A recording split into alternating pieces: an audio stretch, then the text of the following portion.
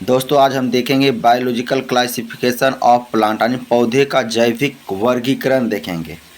तो इससे संबंधित जितने भी महत्वपूर्ण क्वेश्चन और जितने भी विगत वर्षों में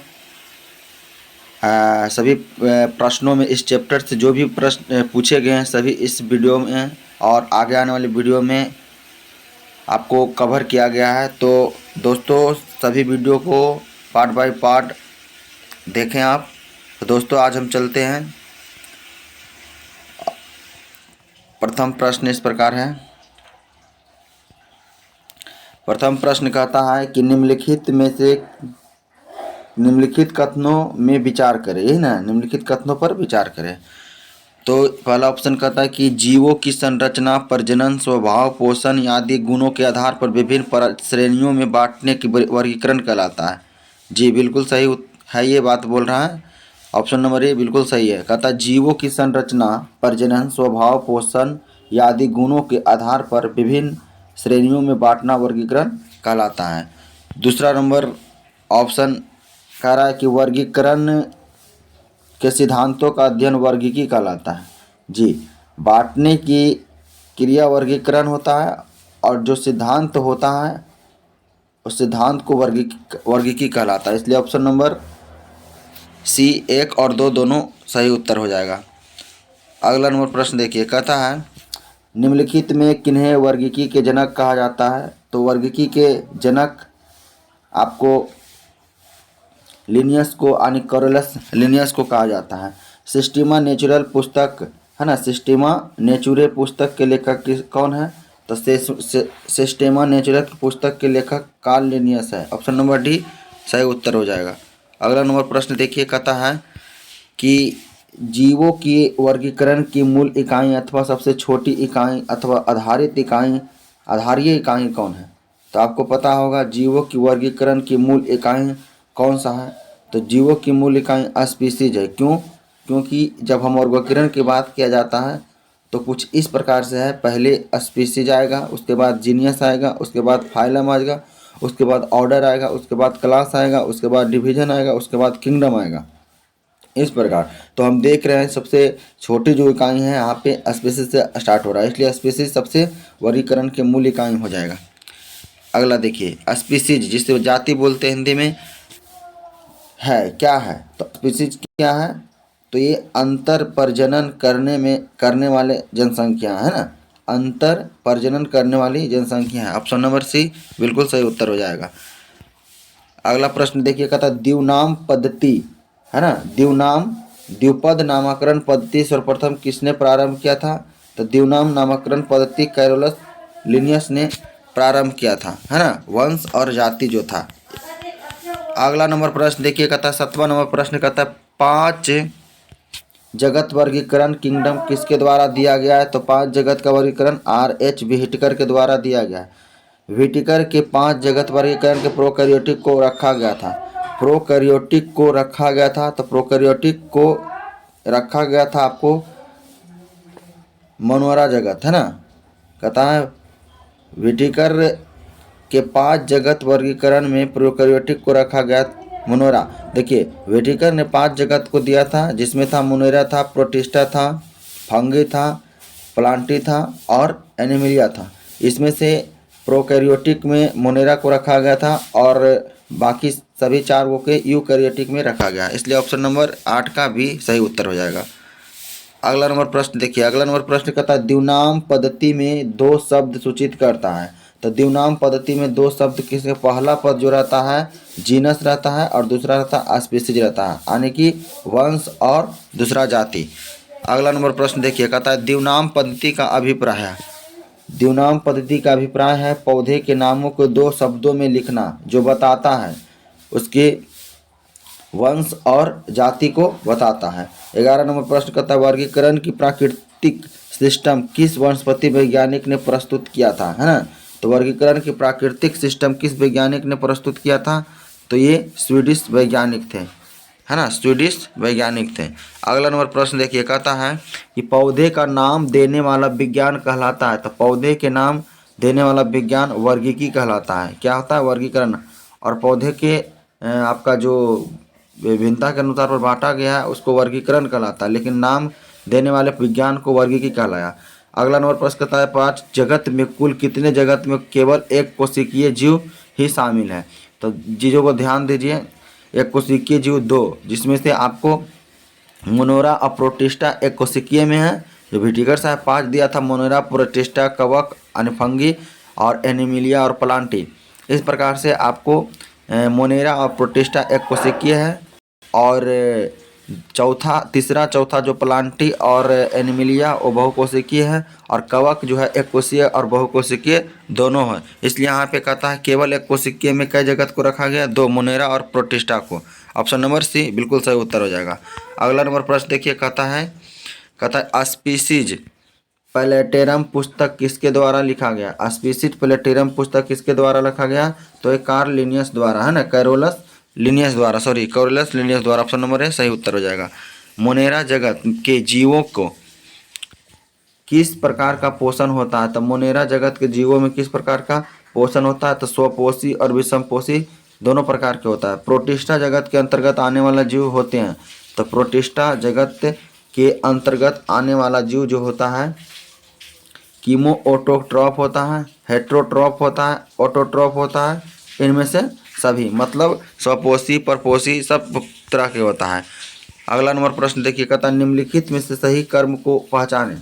तो सही कर्म को पहचाने मतलब जो विभाजन की क्रिया था वर्गीकरण के कैसे कैसे था, तो आपको पता था, पहले स्पेसीज था, उसके बाद जीनियस, उसके बाद फैमिली, फैमिली के बाद ऑर्डर, ऑर्डर क्लास, क्लास के बाद डिवीजन, डिवीजन के बाद किंगडम था। तो इसमें आप ढूंढ सकते हैं, इसमें स्पीसीज, जीनस, ऑर्डर, किंगडम, इस प्रकार से आपको है स्पीसीज, जीनस, ऑर्डर और किंगडम। आगे अगला नंबर प्रश्न 18 कहता है, 18 नंबर कहता है किस टेक्सोनॉमी शब्द को वर्गीकरण की किसी भी पायदान का पर प्रयोग में ला जाते हैं। कहता है किस टेक्सोनॉमिक शब्द को वर्गीकरण के किसी भी पायदान पर प्रयोग में लाया जा सकता है, तो ये 18 के टेक्सॉन है ना, टेक्सॉन। अगला नंबर प्रश्न देखिए, निम्नलिखित में कौन प्रोकैरियोटिक जीव है। तो निम्नलिखित में कौन प्रोकैरियोटिक जीव है, तो आपका बैक्टीरिया जो है प्रोकैरियोटिक जीव है ना, प्रोकैरियोटिक जीव है ना। अगला नंबर प्रश्न कहता है किसी वर्ग की अनुक्रम की जीव आपस में अंतर प्रजनन में भाग लेते हैं। तो आपस प्रजनन में भाग कौन लेते हैं, स्पीसीज लेते हैं। कौन लेते हैं, स्पीसीज लेते हैं। यहाँ पीछे भी ऑप्शन कर रखा था मैंने। निम्नलिखित कथनों पर विचार करें, कहता है निम्नलिखित कथनों पर विचार करें। पहला नंबर ऑप्शन कहता है जीवों के बाह्य लक्षण के आधार पर विभिन्न समूहों में वर्गीकरण करने की विधि को कृत्रिम वर्गीकरण पद्धति करते हैं। ये बिल्कुल सही बात है कि जीवों के अगर बाहरी लक्षण के आधार पर उसे वर्गीकृत करेगा तो कृत्रिम वर्गीकरण, और वही कृत्रिम वर्गीकरण पद्धति की शुरुआत जॉर्ज बेंथम तथा डाल्टन हुकर ने शुरू की थी। ये भी बात गलत है ना, ये बात बिल्कुल गलत है, इसलिए ऑप्शन नंबर 1 सही होगा, है ना। और जब आंतरिक लक्षण के आधार पर करेंगे तो उसे क्या कहेंगे, प्राकृतिक वर्गीकरण कहलाएगा। लेकिन यहाँ पे कह रहा है बाहरी लक्षणों के आधार पर, तो यहाँ पे कृत्रिम वर्गीकरण कहला जाएगा। ऑप्शन नंबर ए बिल्कुल सही, ऑप्शन नंबर सिर्फ 1 ही सही है। अगला नंबर प्रश्न देखिए, अगला नंबर प्रश्न कहता है कि सभी जीव यानी पौधे तथा जंतु दोनों से यानी बने होते हैं, किसका बना होता है, तो ये इनमें से सभी यानी रासायनिक अणुओं द्वारा बना होता है, जैव अणुओं द्वारा बना होता है, कोशिका द्वारा होता है। बिल्कुल सही उत्तर है।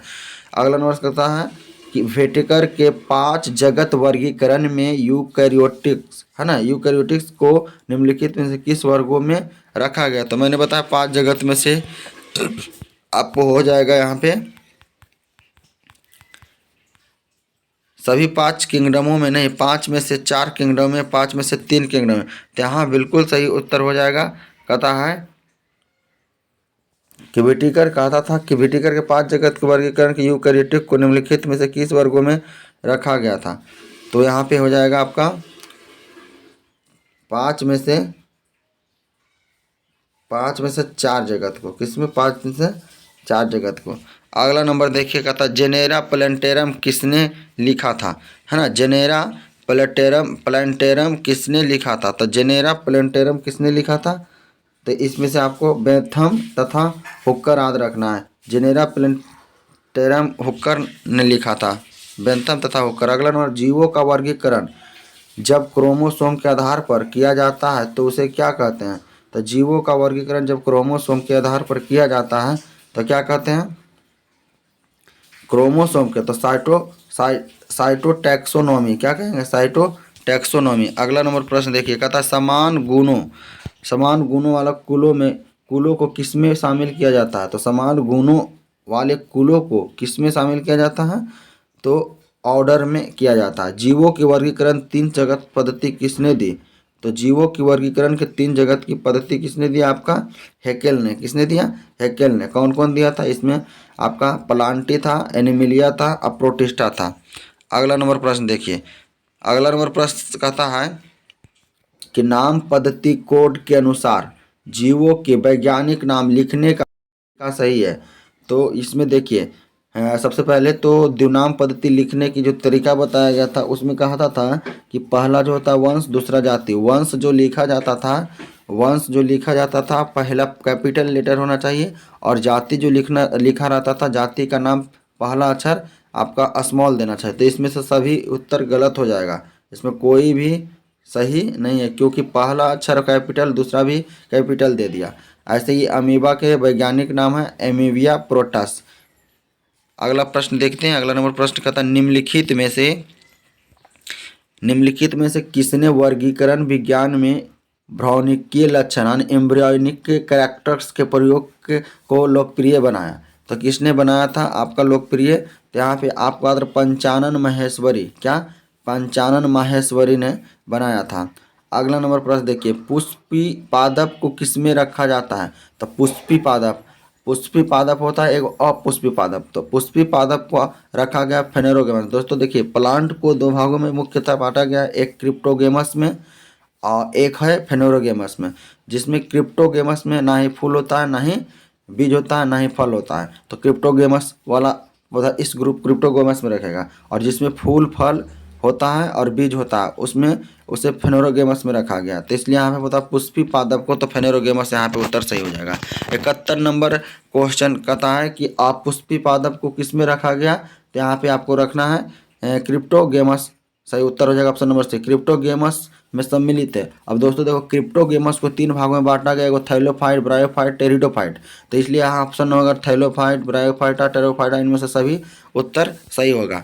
अगला नंबर फेनेरोगेमस में शामिल है। दोस्तों फेनेरोगेमस के भी अब 2 भाग है, एक है एंजियोस्पर और एक है जिम्नोस्पर। एंजियोस्पर जिसे कहते हैं जो अनावृत रहता है ना, जिम्नोस्पर आवृत बीजी, यानी अनावृत बीजी आवृत बीजी दोनों सही उत्तर हो जाएगा। अगला नंबर प्रश्न देखिए, अगला नंबर प्रश्न 34 नंबर कहता है कि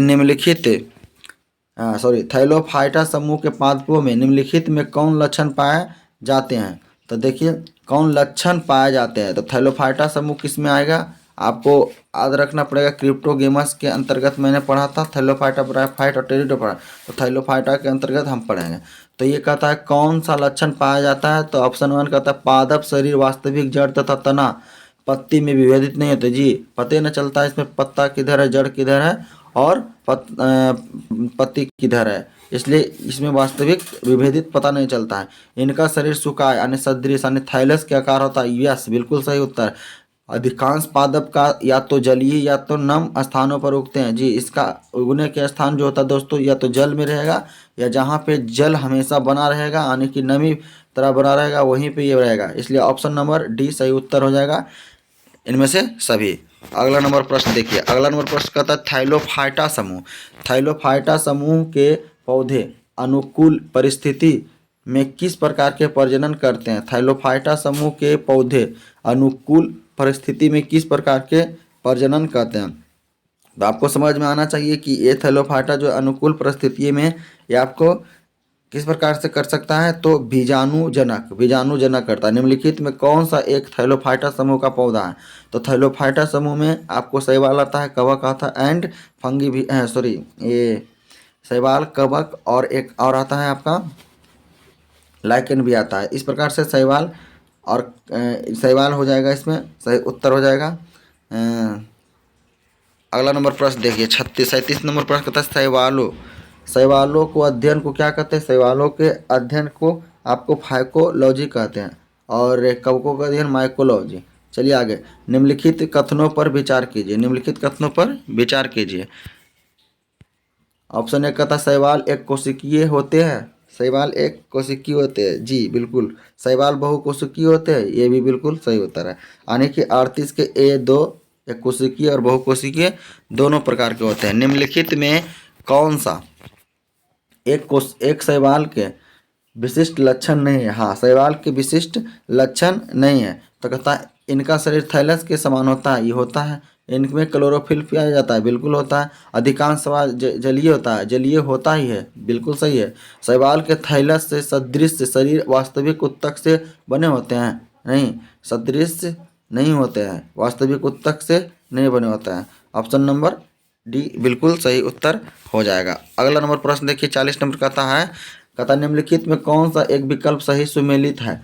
तो क्लोरोफाइस हरा सवाल को कहते हैं, फियोफाइसी भूरा सवाल को कहते हैं, रेडोफाइसी लाल सवाल को कहते हैं। ये 1 2 3 तीनों सही उत्तर है यहाँ पे। अगला नंबर प्रश्न देखिए, अगला नंबर 41 नंबर प्रश्न कहता है कि हाइड्रा की, है ना, हाइड्रा की कोशिकाओं में पाया जाने वाला शैवाल है। तो हाइड्रा कोशिकाओं में पाया, समझो हाइड्रा के अंदर जो शैवाल पाया जाता है वो कौन सा है? तो ये जुक्लोरेला।